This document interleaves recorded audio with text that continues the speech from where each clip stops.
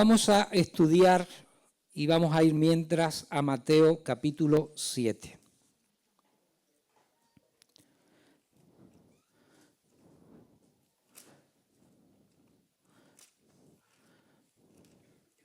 Mateo capítulo 7.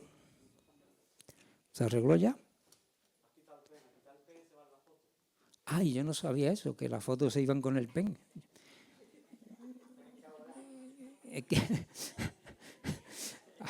Ahí, bien. Yo creí que cuando se descargaban en el ordenador se quedaban allí, pero dice, se va el pen, me voy con el pen. Bueno, atención, ¿qué se ve ahí? Inicialmente es un grupo de personas que están delante de algo, ¿no? Pero se está formando una fila unipersonal, porque ese grupo de personas quieren entrar a un lugar. Ese lugar está en Jerusalén, está en la ciudad de Belén y está en una iglesia católico-romana que se llama de la Natividad, donde se supone que se edificó allí una basílica, en el año que fuera, porque decían que allí había una gruta que es donde había nacido Jesús, ¿vale? Y tú bajas una escalera, bueno, llega allí al sitio con todo aquello. Pero si tú quieres llegar al lugar donde se produjo el nacimiento del Salvador, tienes que entrar por un sitio, por la siguiente. ¿O se ha ido con el pen?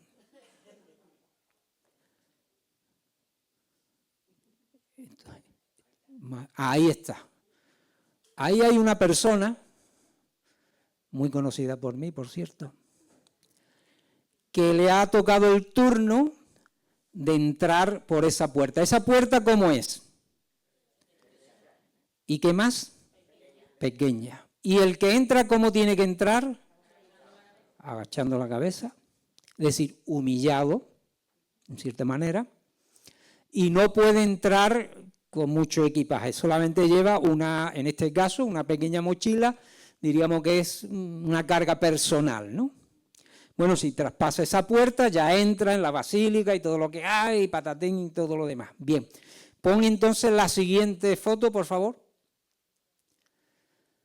Bien, eso es un trozo de una muralla de las que existió en Jerusalén en su día, que también, como no, está en otra iglesia, esta vez una iglesia rusa, ¿verdad?, de creyentes de Oriente, que cuando construyeron esa basílica, yo no he estado ahí, ¿vale? Esta la he cogido de internet, eso no lo visitamos, pero cuando construyeron esa basílica descubrieron un resto de la muralla y en ese dio la casualidad que se encontraba esa puerta, que en este caso también se solía llamar la puerta de la aguja, ya te va orientando, donde solamente puede pasar una persona encogida, ¿verdad? Y que esa persona a veces tiene que contener la respiración, no vaya a ser que no pase.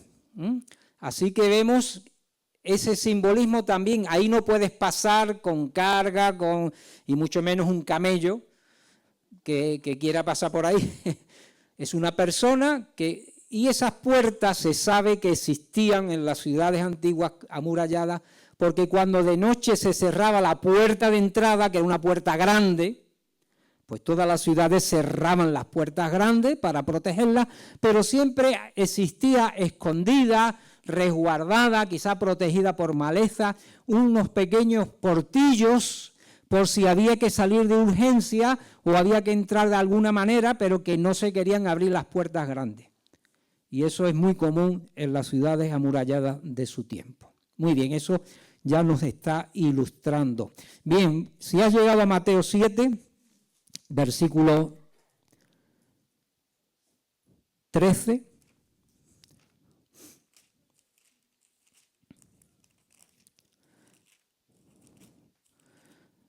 Dice, entrad por la puerta estrecha, porque ancha es la puerta y espacioso el camino que lleva a la perdición.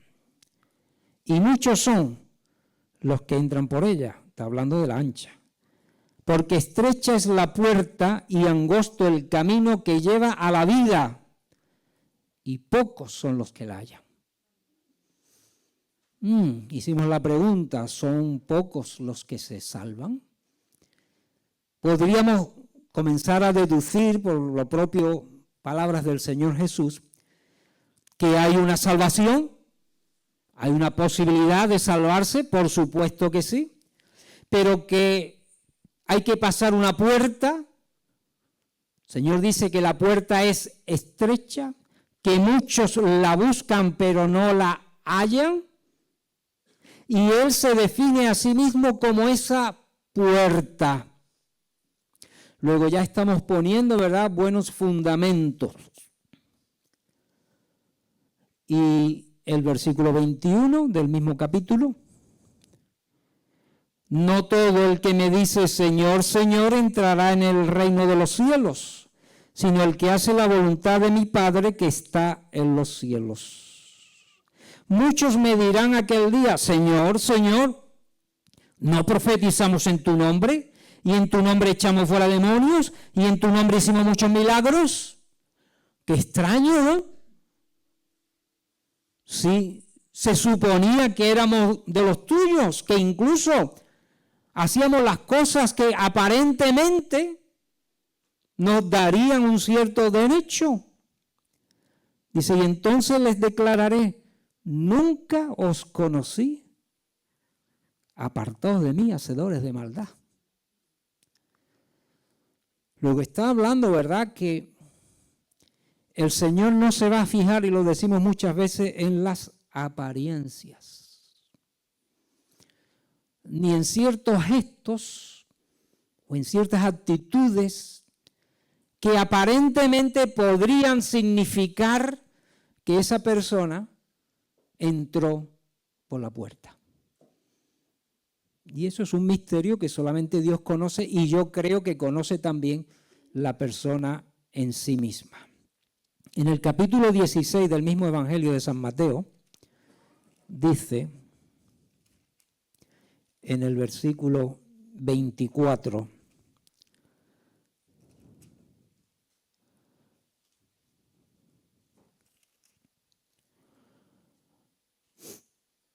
vamos a leer también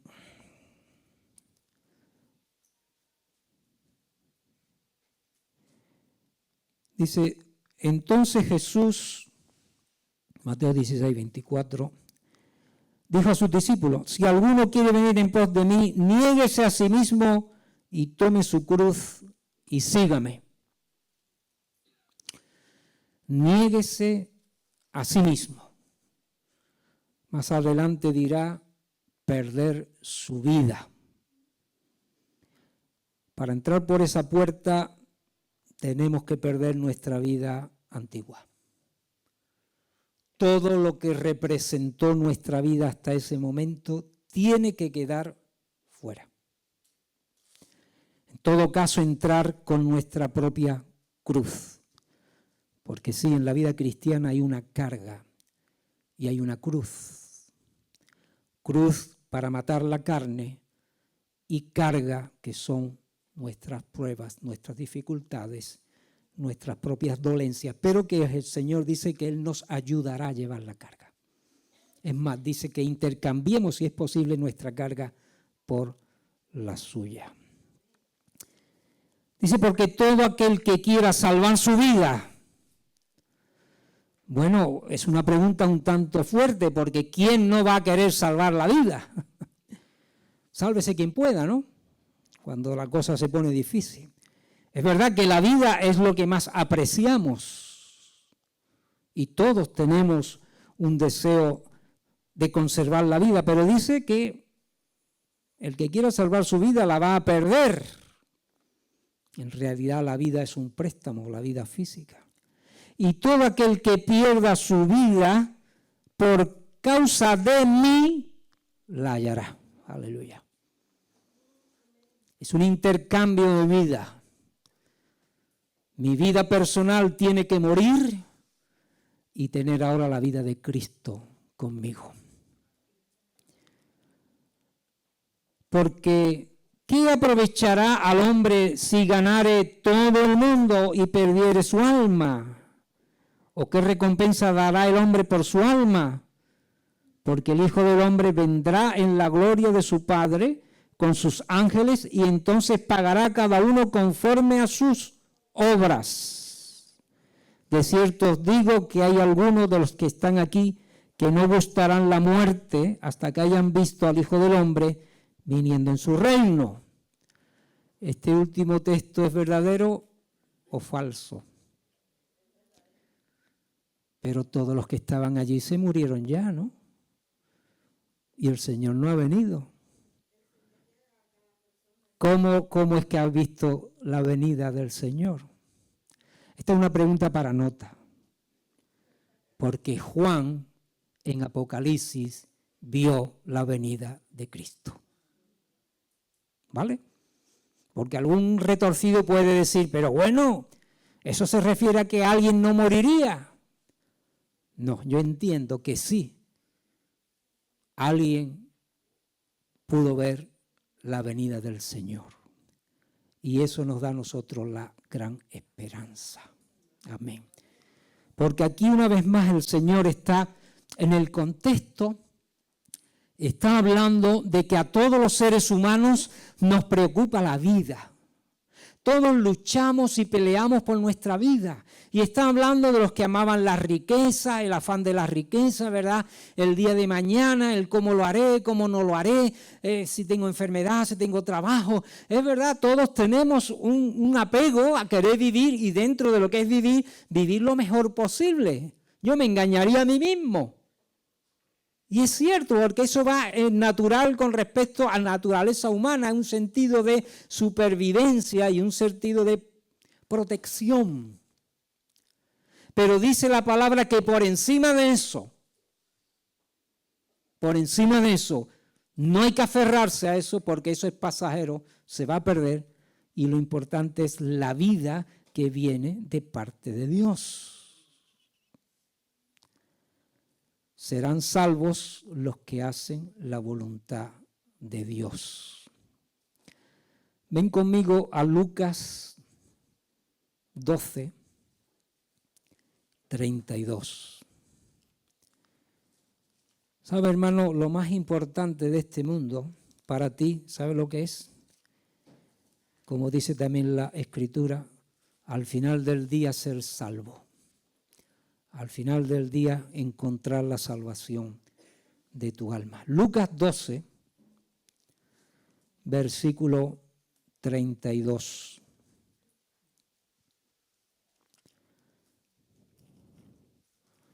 Dice, no temáis manada. ¿Cómo es la manada? Bueno, hay una pista también ahí. Porque a vuestro Padre le ha placido daros el reino. Ay, y ahora lo que viene confrontador, ¿verdad? Vended lo que poseéis y dad limosna. Haceos bolsas que no envejezcan. Tesoro en los cielos que no se agote. Donde el ladrón no llega, ni polilla destruye. Y ahora añade, porque donde está vuestro tesoro, allí estará también vuestro corazón. Ha hablado antes sobre el afán, sobre la ansiedad. Y vuelvo a repetir que hay cosas que yo entiendo que son naturales y normales.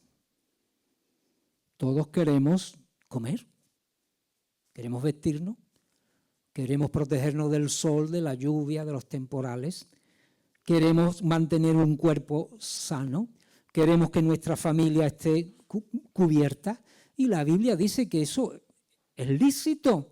Además, incluso dice que uno se tiene que preocupar de su familia y de atender a los que dependan de él, pero lo que dice es que ese no sea nuestro tesoro. Que ese no sea la preocupación de nuestra vida. Delante de ti comimos, bebimos y tú estabas ahí Y dice el Señor, sí, pero es que esa era vuestra vida, no era la vida que yo quiero que tengáis. ¿Estaríamos dispuestos nosotros a perderlo todo y a quedarnos solamente con el Señor? Es un reto, ¿no? Es un gran reto. A veces el Señor nos prueba, y yo diría que a todos nosotros, y permite que ciertas cosas nos desaparezcan, ¿no? ¿Sí o no? A veces se nos va la salud, a veces tenemos una pérdida dolorosísima de un ser querido, a veces tenemos pérdidas económicas, y ahí nos probamos hasta qué punto esas cosas se han convertido para nosotros en algo que no podemos vivir sin ellas. Incluso podríamos llegar a decir, Señor, Señor, ¿qué pasa? Acordémonos de Job, que lo perdió todo, todo. Pero no maldijo a su Señor. El Señor me dio, el Señor me quitó, sea Dios bendito. ¡Wow! Aleluya. Versículo 31 dice más, buscad el reino de Dios y todas estas cosas os serán añadidas. Busquemos el reino de Dios, hermano. Busquemos el reino de Dios. La Biblia nos ha dicho que nos hagamos tesoros en el cielo. Hacer tesoros en el cielo es vivir conforme a la voluntad de Dios. Conocer qué es lo que Dios quiere para nuestra vida.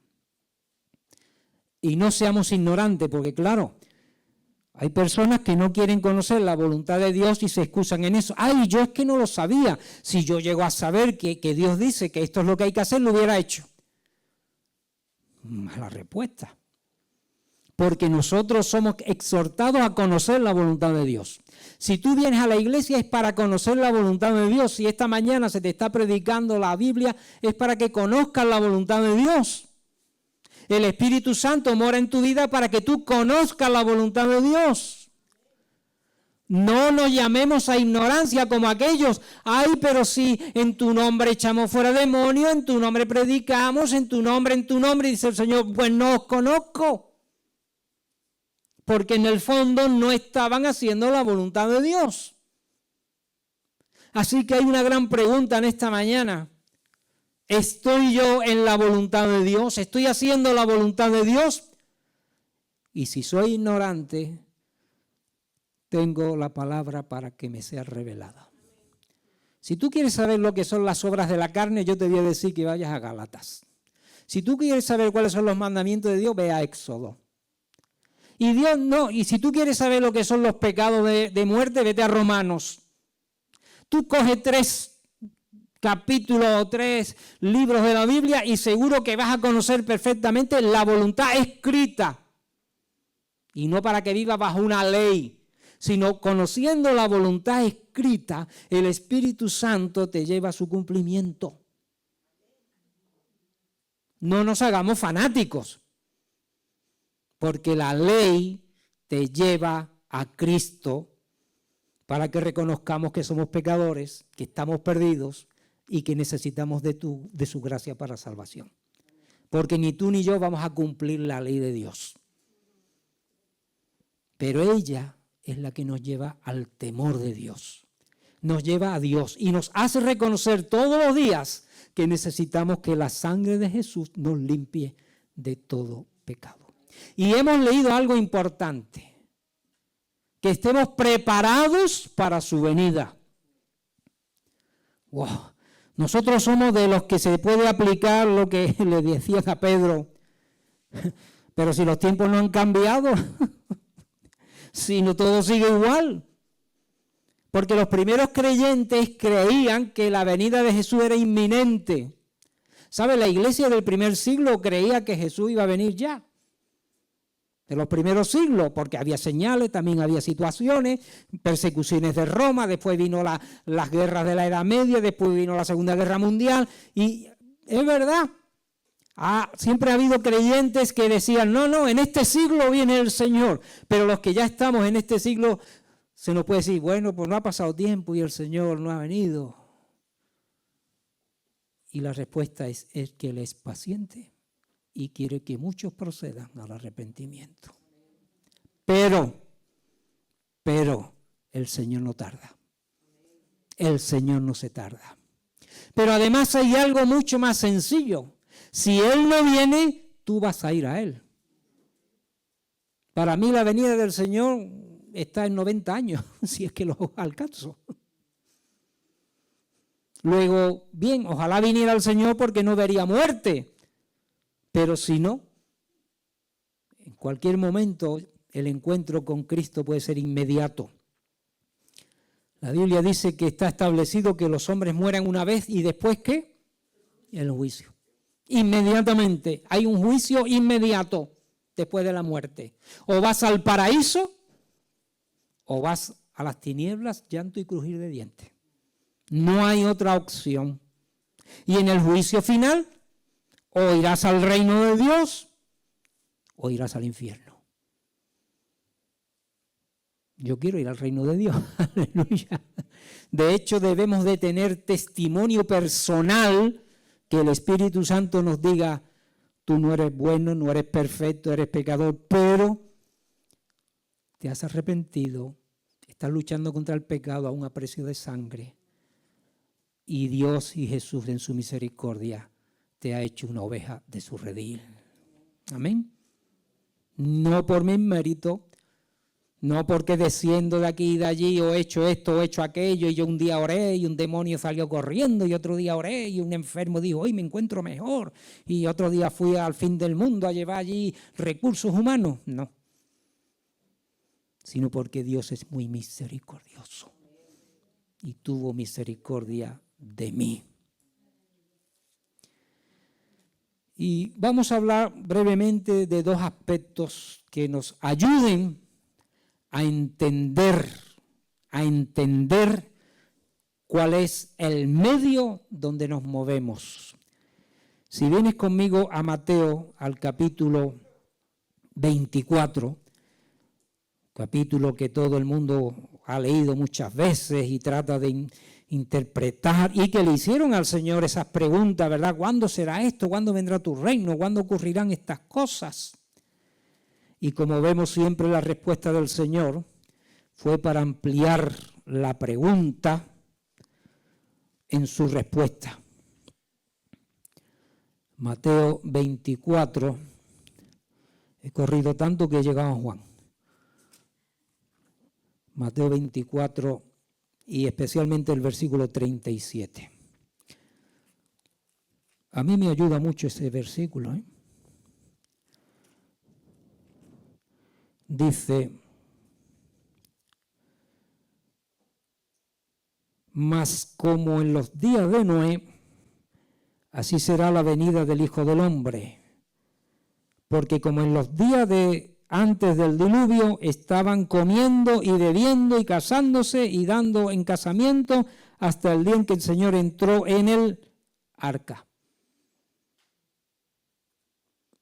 ¿Cómo fueron los días de Noé? Dice la Escritura que la maldad de la humanidad había llegado a tal extremo que Dios dijo, voy a acabar con todos. Oh, qué fuerte, ¿no? Pero dice que Noé halló gracia. Y Dios le dio una prueba de fe. Le anunció, voy a acabar con toda la creación mediante un diluvio. Se va a ahogar todo ser vivo. Pero tú y tu familia habéis hallado gracia y misericordia a mis ojos y os salvaréis. Pero para eso tenéis que construir un arca, y le dio las dimensiones, le dio cómo debía de ser, donde también vais a salvar o serán salvas, y ya sabéis lo de los animales, una pareja de, fueran animales puros o impuros, ¿verdad? Todo esto relacionado. Pero aquí lo importante es cómo eran los días de Noé, de una gran incredulidad. ¿Tú te imaginas a Noé? No sé si duró 100 años o no sé cuánto duró la construcción del arca. lo que la gente le diría a Noé en una llanura construyendo un arca. Y lo que Noé le decía, que Dios me ha dicho que va a venir un diluvio, cuando aún ni llovía, se dice, era un vapor, ¿verdad? Y todo esto. Y un día, y otro día, y su familia, y sus hijos, y la muerte de sus hijos.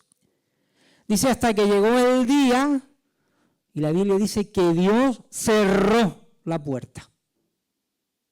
Y comenzó a llover, comenzó a llover, comenzó a llover, y todos se ahogaron. Sabéis que hay una gran, yo diría, inquietud durante muchos años por encontrar los restos del arca, ¿no?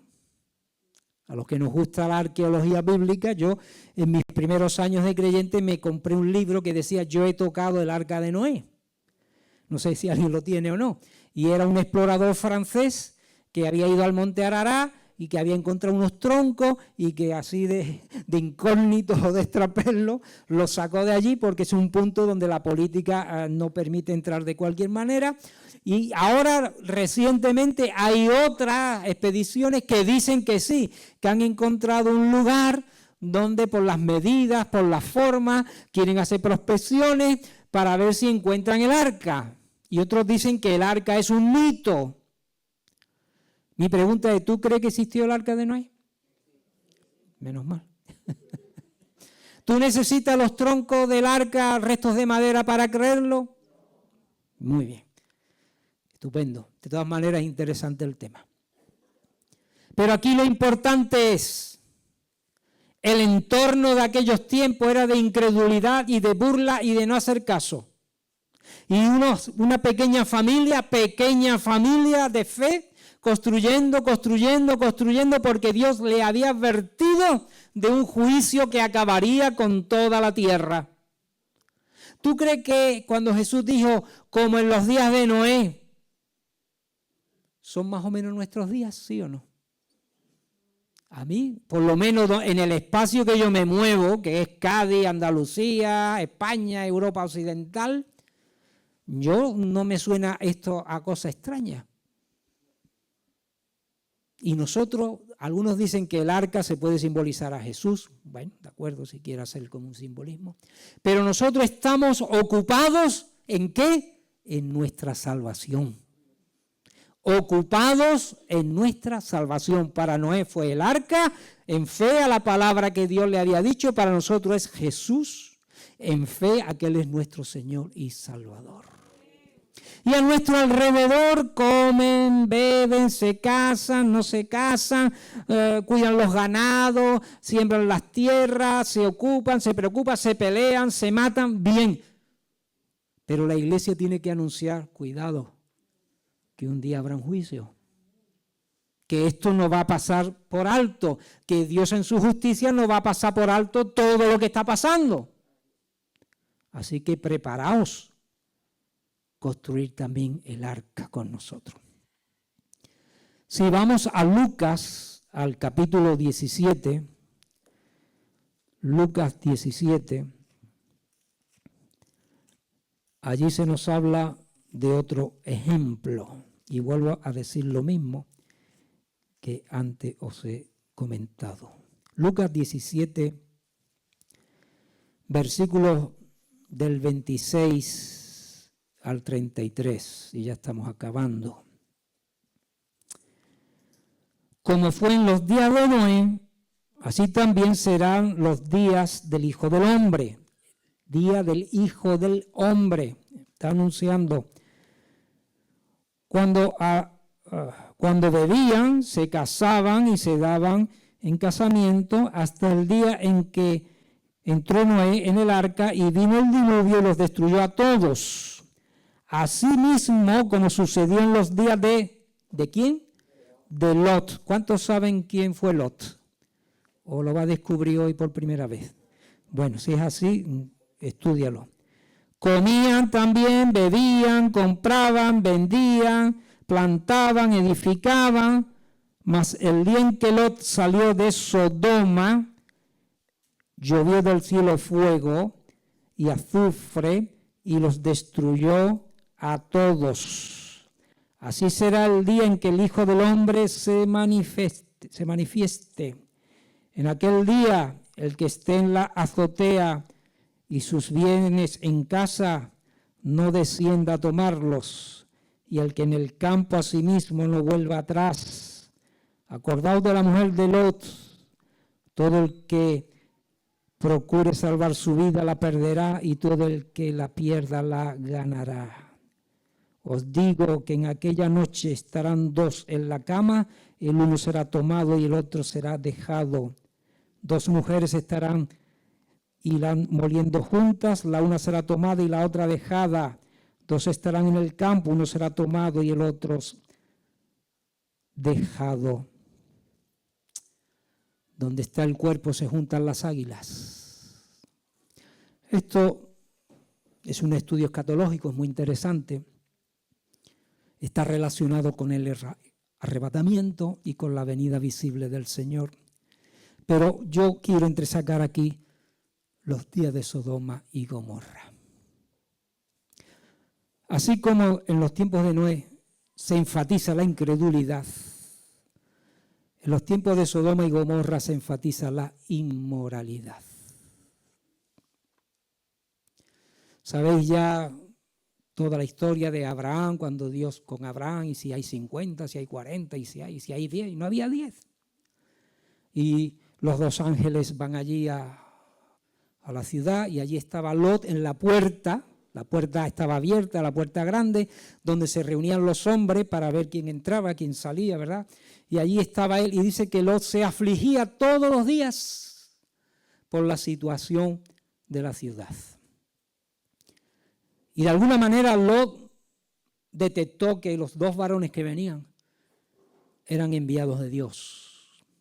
Y sabéis la historia, que los invita a que moren en su casa, que no se queden por ahí, y cómo los hombres homosexuales, toda la degradación, vieron unos varones y dijeron, a por ellos, vamos por ellos, y él los lleva a su casa, dice, no hagáis esto, que son mis huéspedes, hasta les dice, aquí tengo unas hijas que son vírgenes, si queréis tomarlas y llevarlas, y los otros no. Vamos, una inmoralidad horrible, ¿no? Y cómo quedaron ciegos aquellas personas, como los varones dicen, saca a tus hijas, saca a tus posibles yernos, y los yernos dijeron que no. Los que se iban a casar con las hijas dijeron que ellos no, preferían quedarse en aquel ambiente, en aquella inmoralidad, y todos sabéis la historia, que bueno, que sal corriendo porque hasta que no salgáis vosotros Dios no va a mandar el juicio. Y les dice que se vaya a la montaña, pero él dice, no voy a llegar, permíteme ir a esta ciudad que se llama Zoar, y se salvó. Zoar se salvó porque Lot se refugió allí. ¿Pero qué pasó con la mujer? Algunos dicen que la mujer echó de menos, no sé, o algo, le hizo volver la mirada atrás, y dice la Biblia que se quedó convertida en una estatua de sal. Volvemos a la arqueología. Muchos han intentado encontrar dónde están estas ciudades, porque hay restos de azufre, hay bolitas de fuego, ¿verdad? Hay gente que dice, no, tiene que estar por aquí porque la geología nos dice que aquí hubo fuego, hubo algo que cambió la textura, que lo cambió todo. Hay una piedra incluso que por la forma alguno dice, es que esa piedra es la mujer de Lot. Sí, tú vas a cierto sitio y dicen, un elefante, un camello, ¿no? Si ya entramos en la misma, pues sí, hay una piedra que dice, la mujer de Lot. Bueno, vale. Y algunos dicen, no, tuvo que estar aquí por esto, por aquello y lo demás allá. Otros dicen que en otro sitio. Bien. ¿Tú necesitas que la arqueología te pruebe lo que ocurrió en Sodoma y Gomorra? Yo no. Yo no. Pero aquí lo importante es lo que estamos viendo.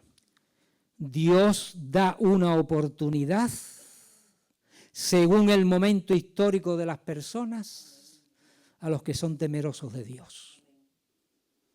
Nosotros estamos en otra etapa de la historia, no somos Noé y no somos Lot. Ellos vivían conforme a su momento histórico. El tuyo y el mío es este: la gracia de Dios, la misericordia de Dios.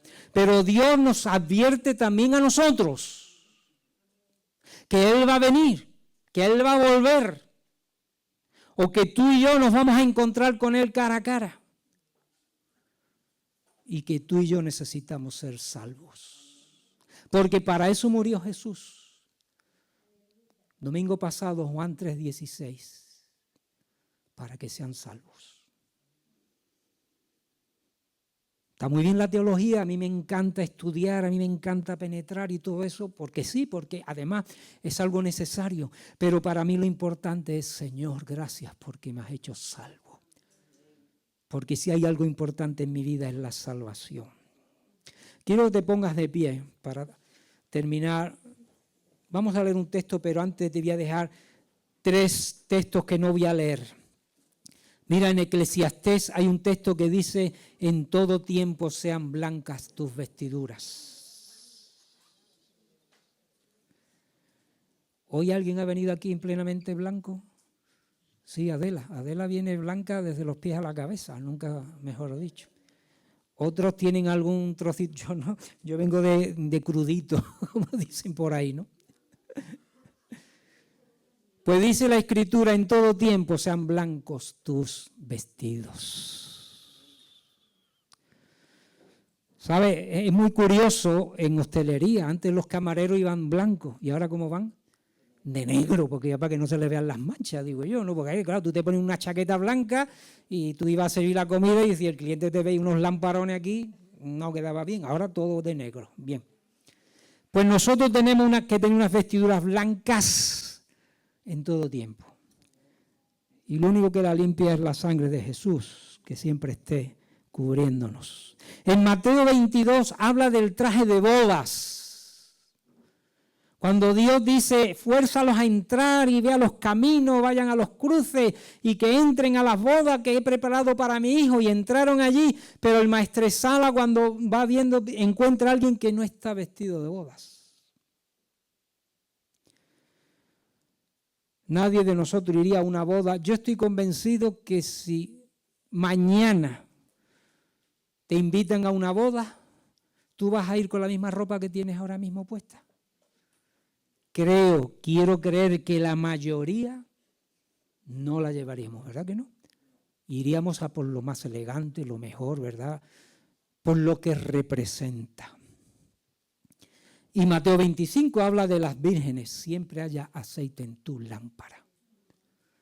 No, aunque cabecees un poquito y parezca que te entra un poco de sueño, el Señor nos está avisando que el esposo está a las puertas. Ten aceite en tu vida. Y vamos a terminar leyendo en Hebreos en el capítulo 2. Y los 4 primeros versículos. Hebreos 2.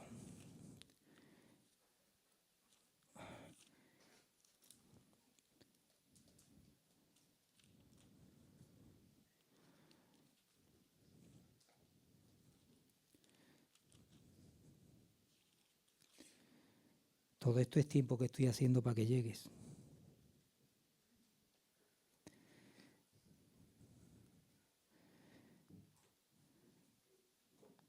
Del 1 al 4. Por tanto, es necesario que con más diligencia atendamos a las cosas que hemos oído, no sea que nos deslicemos.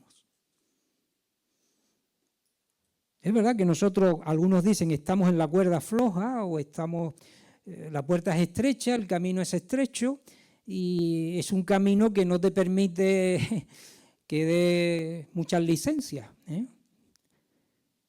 Porque si la palabra dicha por medio de los ángeles fue firme, y toda transgresión y desobediencia recibió justa retribución, ¿cómo escaparemos nosotros si descuidamos una salvación tan grande, la cual habiendo sido anunciada primeramente por el Señor, nos fue confirmada por los que oyeron, testificando Dios juntamente con ellos, con señales y prodigios y diversos milagros y repartimiento del Espíritu Santo según su voluntad?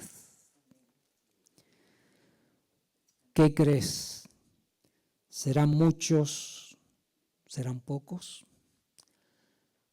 Si vamos a Apocalipsis, se habla ahí de una multitud, ¿verdad? Gloria a Dios. Apocalipsis abre una esperanza, una multitud de salvos. Pero si leemos las Escrituras, quizás comparativamente con toda la humanidad, vemos que quizás son muchos los que se condenan. Pero nosotros somos los que atendemos con diligencia las cosas que nos han enseñado. Aleluya. Manada pequeña, no te angusties. No nos angustiemos. Somos el pueblo de Dios. Estamos en medio de una generación que dice que es maligna, que es perversa. Ojalá miles de gaditanos se convirtieran. Ojalá, y oramos, intercedemos, salimos a las plazas, salimos a las calles, tocamos las puertas. El Señor ha traído salvación, el Señor quiere tu salvación, el Señor obra milagro, obra prodigio, el Señor te da pasto, el Señor te da paz. Y esa es nuestra parte. Pero no descuides tu salvación, hermano. Todos los días, ¿dónde está la puerta? Aquí estoy, Señor. Entremos, como dice, y salgamos y hallaremos pastos abundantes.